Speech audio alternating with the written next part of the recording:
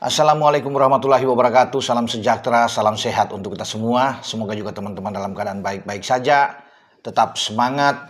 Dan Kapten Timnas U22 kita, Ivar Jenner, yang banyak dipuji bahkan dari kubu atau staf kepelatihan. Fauzini juga, Diawara pelatih dari Mali, juga memberikan acungan jempol ya terhadap penampilan dari Ivar Jenner dalam dua pertandingan. Ya, pertandingan pertama ketika kita kalah dengan 0-3 dan sampai pada pertandingan semalam kita bisa bermain 2-2 dan memang ini pertandingan yang jauh lebih bagus, berbeda sekali dengan penampilan performa di laga pertama dibandingkan dengan laga kedua. Dan Ivar tetap menjadi ikon yang luar biasa di lini tengah, penggerak motor serangan di lini tengah, dan kita sudah bisa mendapatkan pemain yang memang kita butuhkan. Kalau tidak ada Ivar Jenner, saya pikir sulit, seakan-akan dialah yang menggendong timnas U22 ini ya. Di pertandingan pertama, pertandingan kedua luar biasa. Kontribusinya dia sangat jelas, bagaimana visi bermain yang sangat bagus, dan saya pikir penunjukan Ivar sebagai leader, sebagai pemimpin di lapangan itu sangat tepat yang diberikan oleh Coach Is terhadap pemain dari Jong Utrecht ini, dan dia mengembangkan tugasnya, kepercayaan yang diberikan terhadap dirinya itu dilakukan dengan sebaik mungkin. Saya pikir wajar karena dia memang sangat berpengalaman ya, bermain di level tim senior itu sangat bagus ya, untuk selalu bisa diandalkan, baik ketika di era STY ya sampai kemudian berpindah ke PK, dan dia kita tahu bersama menjadi andalan di saat kita meraih posisi keempat masuk semifinal di U23 ya pada tahun sebelumnya, dan kita hampir ke Olimpiade kalau dari Gini dalam pertarungan di Paris. Ivar adalah memang pemain yang sangat baik, ngotot ya, bisa bermain box to box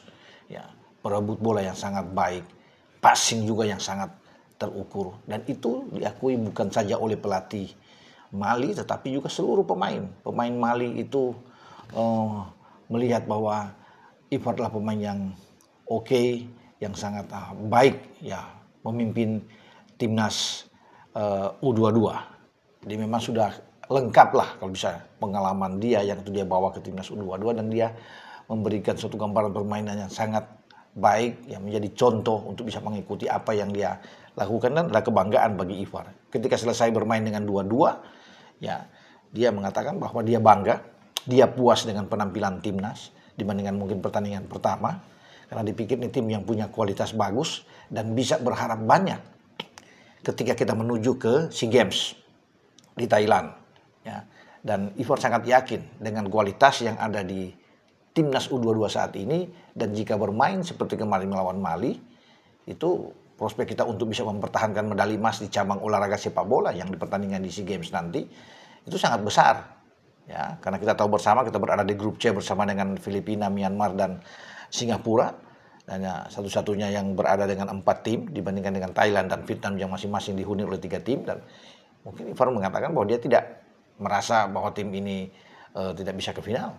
Dia punya feeling bahwa tim ini akan bagus perjalanan menuju ke SEA Games, dan semua pemain bermain dengan sangat baik. Taktik yang dilakukan oleh pelatih juga ini berjalan dengan sangat bagus.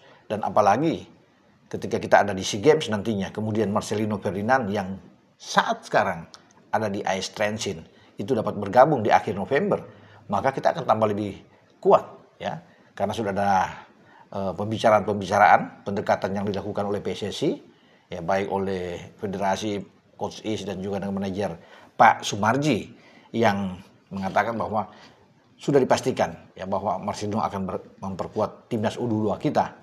Maka ini bagus, ditambah dengan penampilan dari Ivar Jenner ya, untuk tim kita, dan tentunya pemain-pemain tengah lainnya pasti akan mengikuti ya cara contoh yang diberikan oleh Ivar sepanjang 2 pertandingan yang sudah terlihat ya, karena kita punya pemain-pemain tengah yang juga oke ya. Memang kemarin ya kalau bisa dilihat bagaimana Pak Pahan bisa mendampingi Ivar, karena kita masih punya juga Tony Firmansyah ya, masih punya juga Arkan Fikri, ada Ananda Raihan yang bisa dimainkan, ada Robi Darwis juga di tengah, banyak lah. Kalau kemarin kan itu ada dengan 3-4-3-nya Coach Is yang menampilkan dengan Donitri bergeser agak ke kiri, kemudian di kanan ada Raka dan Pak Pahan bersama dengan Ivar yang bermain di tengah. Tapi opsi-opsi itu masih akan diambil, saya pikir untuk ke depan siapa yang paling tepat untuk bisa mendampingi Ivar. Ya, tentunya Is lebih tahu. Dan sesudah pertandingan melawan Mali, Ivar mengatakan bahwa dia akan kembali. Mungkin hari ini dia akan kembali karena pihak klub Jong Utrecht meminta dia untuk balik, ya. Tapi mereka juga bisa mengirim dia lagi di akhir November untuk bergabung dengan timnas U22 kita. Jadi akan langsung ke Thailand. Betul. Jadi sekarang dia minta dan sudah minta izin ke manajemen, ke Pak Manajer, juga pelatih untuk dia bisa kembali karena memang dibutuhkan mungkin tenaga Ivar di klubnya. Tapi Ivar sudah berjanji dia akan siap untuk balik memperkuat timnas U22 di SEA Games, dan saya sudah konfirmasi kemarin dengan manajer, dengan Pak Marji untuk mengatakan hal ini. Pak Marji bilang ya benar, Ivar akan kembali ya untuk ke klubnya, tetapi dia kemudian bersiap untuk memperkuat di SEA Games nantinya. Bukan cuma Ivar teman-teman ya, karena Dion Mars juga rencana mungkin akan balik bersama dengan Mauro Silstra. Dan Mauro Silstra kita tahu bersama juga kemarin sudah pecah telur. Dia pertama kali bisa mencetak gol dengan timnas kita. Ya, walaupun ini di level 22.